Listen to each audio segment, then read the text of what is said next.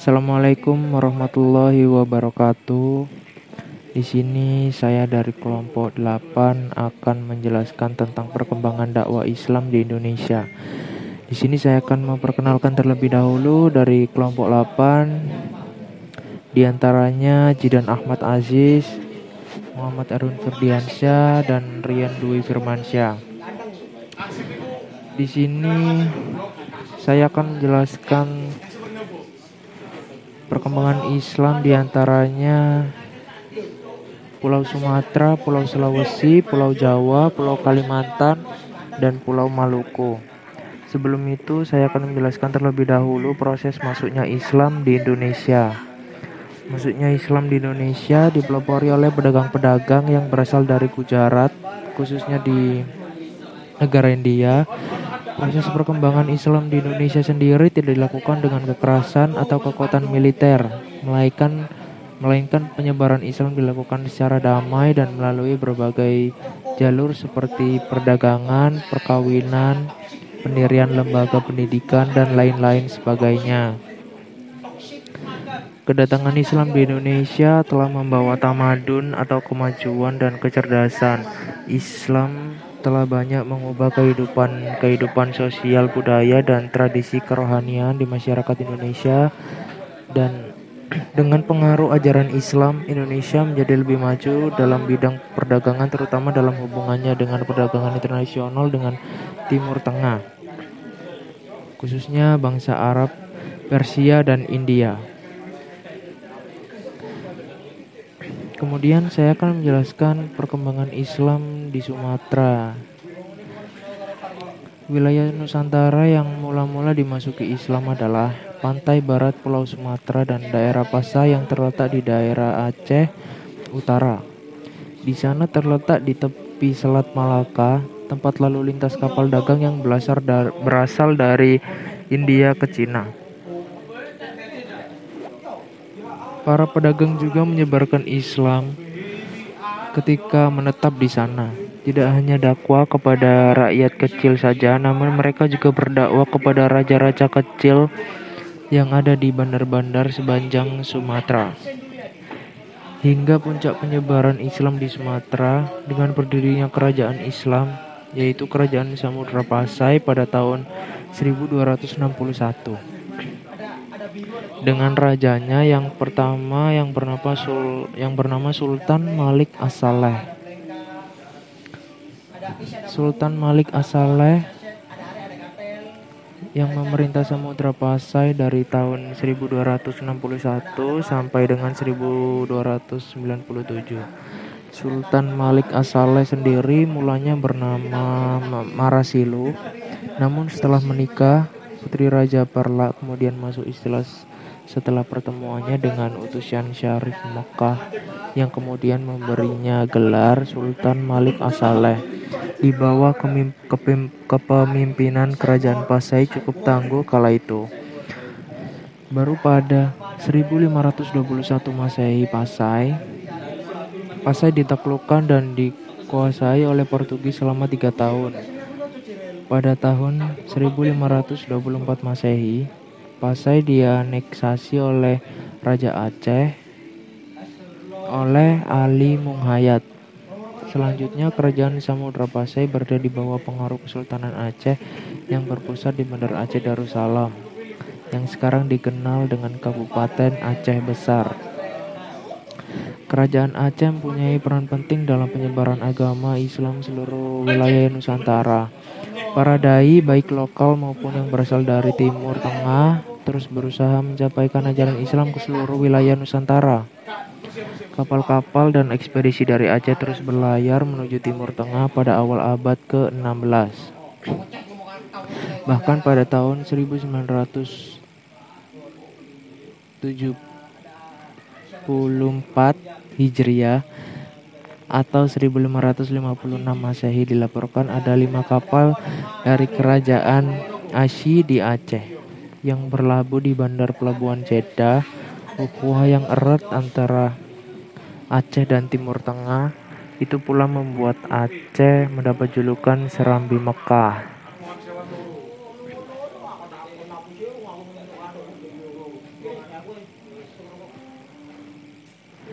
Kemudian saya akan menjelaskan dakwah Islam di Sulawesi. Menurut catatan Kongsi Dagang Portugis,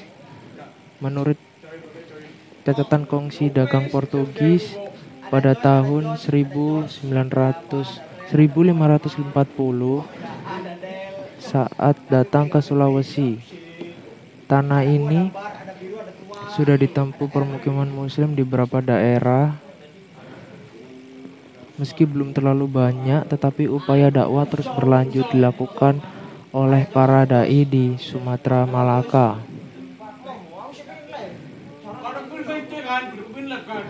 dan Jawa hingga menyentuh raja-raja di kerajaan Goa dan Talo atau yang dikenal dengan negeri Makassar, terletak di semenanjung barat daya Pulau Sulawesi.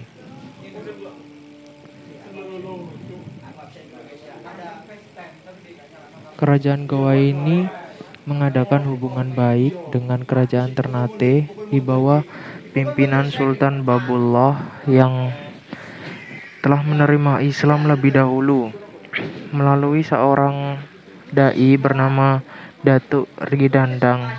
Agama Islam masuk ke kerajaan ini pada tanggal 22 September 1605 Masehi. Karaeng Tonigalo merupakan Raja Goa pertama menerapkan Islam, kemudian bergelar Sultan Alauddin Al-Awal dari 1591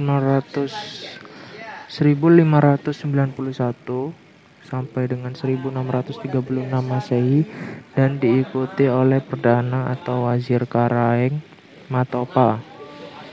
Setelan resmi menjadi kerajaan bercorak Islam, kerajaan Goa Talo menyampaikan pesan kepada kerajaan-kerajaan lain seperti Luwu, Wajo, Sopeng, dan Bone. Raja Luwu segera menerima pesan Islam diikuti oleh Raja Wajo pada tanggal 10 Mei 1610 Masehi dan Raja Bone yang berasal Sultan Adam menerima Islam pada tanggal 23 November 1611 Masehi. Dengan demikian kerajaan Goa di Makassar menjadi kerajaan yang berpengaruh dan disegani. Pelabuhannya sangat ramai disinggahi para pedagang dari berbagai daerah dan mancanegara. Hal ini mendatangkan keuntungan yang luar biasa bagi kerajaan Goa di Makassar. Puncak kejayaan kerajaan Makassar terjadi pada masa Sultan Hasanuddin, yaitu di tahun 1653 sampai dengan 1669 Masehi. Islam. Perkembangan dakwah Islam di Pulau Jawa. Di Jawa, Islam masuk melalui pesisir utara Pulau Jawa. Kejadian dengan ditemukannya makam Fatimah binti Maimun bin Hibatullah yang wafat pada tahun 475 Hijriah atau 1082 Masehi di Desa Leran, Kecamatan Manyar, Gresik. Dilihat dari namanya, diperkirakan Fatimah adalah keturunan Hibatullah, salah satu dinasti di Persia. Di samping itu, di Gresik juga ditemukan makam Maulana Malik Ibrahim dari Kasyan, satu tempat di Persia, yang meninggal pada tahun 822 Hijriah atau 1419 Masehi. Agak ke pedalaman di Mojokerto juga ditemukan ratusan kuburan Islam kuno. Makam tertua berangka tahun 1374 Masehi. Diperkirakan makam-makam ini ialah makam keluarga Istana Majapahit. Agama Islam masuk ke Pulau Jawa kira-kira pada abad ke-11 Masehi yang dibawa oleh para pedagang Arab dan para mubalik dari Pasai. Tempat yang mula-mula dimasuki Islam di Pulau Jawa yaitu daerah-daerah pesisir utara Jawa Timur. Tokoh terkenal yang berdakwah di Jawa Timur adalah Maulana Malik Ibrahim. Beliau menetap di Gresik, kemudian mendirikan pusat penyiaran agama Islam dan pusat perawatan. Dalam majelisnya itu beliau mengajar beberapa orang murid. Selanjutnya mereka menyiarkan agama Islam ke daerah-daerah lain di Pulau Jawa. Di Jawa Tengah, penyiaran agama Islam berpusat di Demak. Penyiaran agama Islam di Pulau Jawa dilakukan oleh para wali yang dikenal dengan Wali Songo atau Wali Sembilan. Begitupun murid-murid Wali Songo turut pula menyiarkan agama Islam ke daerah pedalaman Pulau Jawa, sehingga agama Islam berkembang dengan pesatnya. Perkembangan dakwah Islam di Kalimantan, para ulama awal yang berdakwah di Sumatera dan Jawa melahirkan kader-kader dakwah yang terus-menerus mengalir. Islam masuk ke Kalimantan atau yang lebih dikenal dengan Borneo kala itu. Di pulau ini, ajaran Islam masuk dari dua pintu. Jalur pertama ya membawa Islam masuk ke tanah Borneo adalah jalur Malaka yang dikenal sebagai kerajaan Islam setelah Perlak dan Pasai. Jatuhnya Malaka ke tangan penjajah Portugis kian membuat dakwah semakin menyebar. Para mubalik dan komunitas Islam kebanyakan mendiami pesisir barat Kalimantan.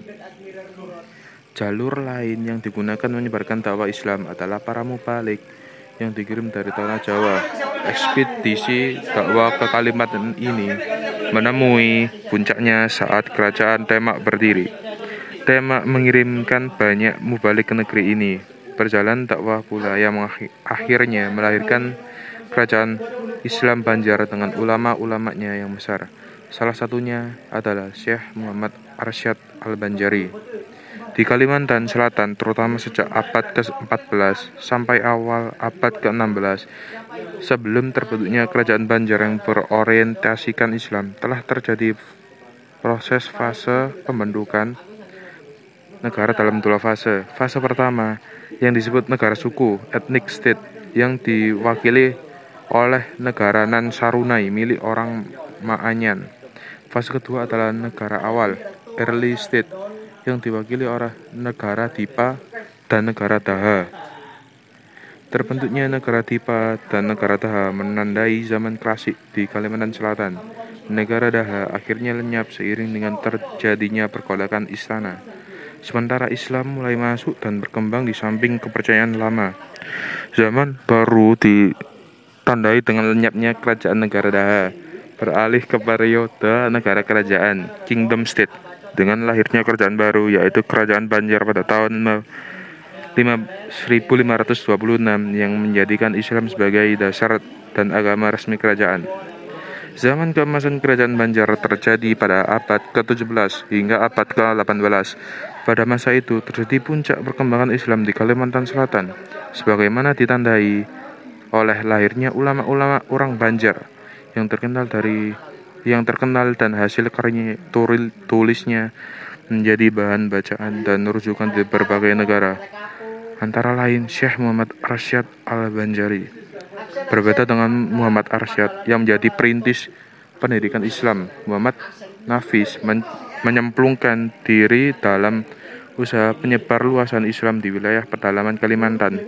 Dia memerankan dirinya sebagai ulama sufi kelana yang khas, keluar masuk hutan, menyebarkan ajaran Allah dan Rasulnya, dan oleh karena itu beliau memainkan peranan penting dalam mengembangkan Islam di Kalimantan.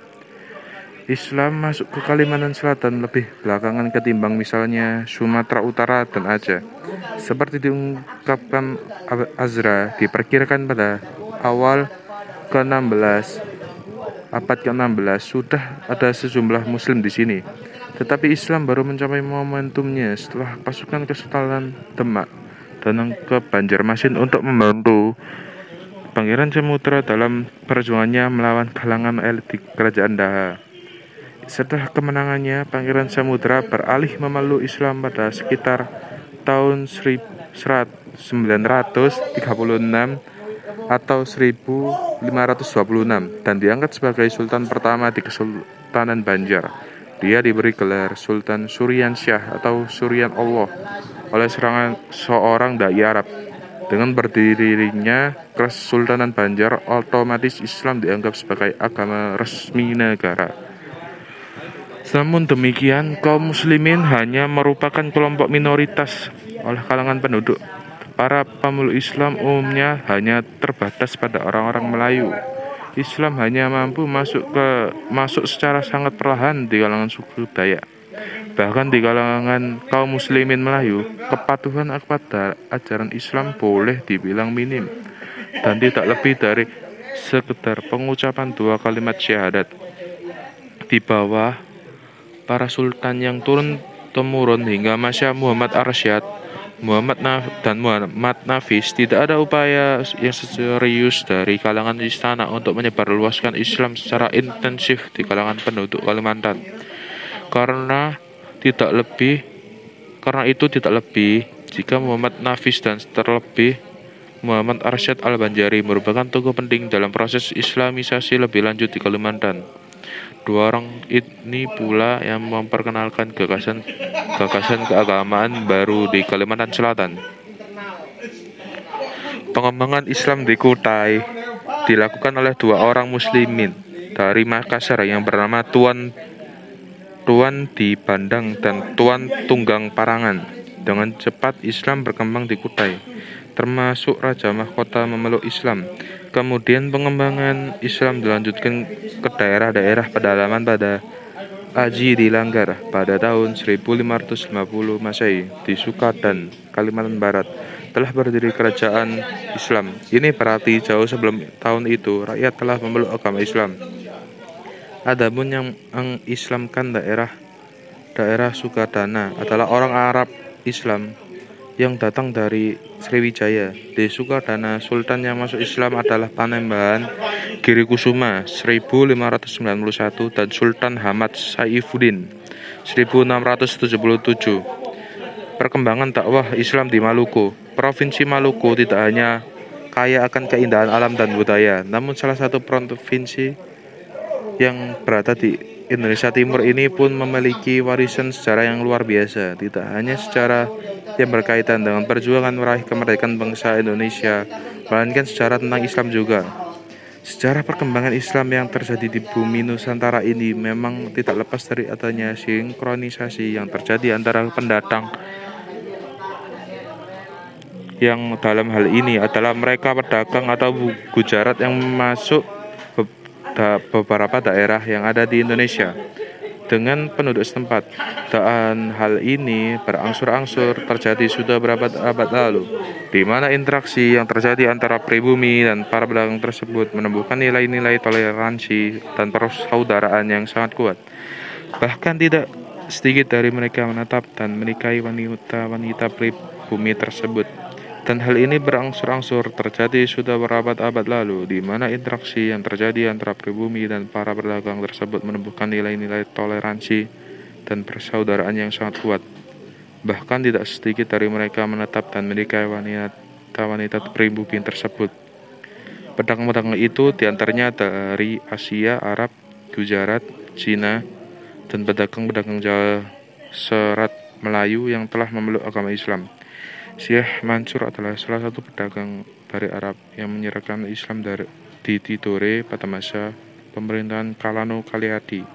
Sementara Datu Maulana Husain adalah satu pedagang dari Jawa yang juga berpengaruh dalam penyebaran Islam di Ternate pada masa pemerintahan Kalano marhum. Dari sinilah muncul 4 kerajaan Islam di Maluku yang disebut Maluku Kieraha, Kesultanan Ternate yang dipimpin oleh Sultan Zainal Abidin, Kesultanan Tidore yang dipimpin oleh Sultan Mansur, Kesultanan Jailolo yang dipimpin oleh Sultan Sarijadi, Kesultanan Bacan yang dipimpin oleh Sultan Kaicil Buko. Penyebaran Islam di Maluku tanpa terkecuali tidak dapat dipisahkan dari kerja keras seorang pedagang sekaligus membalik asal Jawa bernama Datu Maulana Husain. Sekian dari kelompok kami. Wassalamualaikum warahmatullahi wabarakatuh.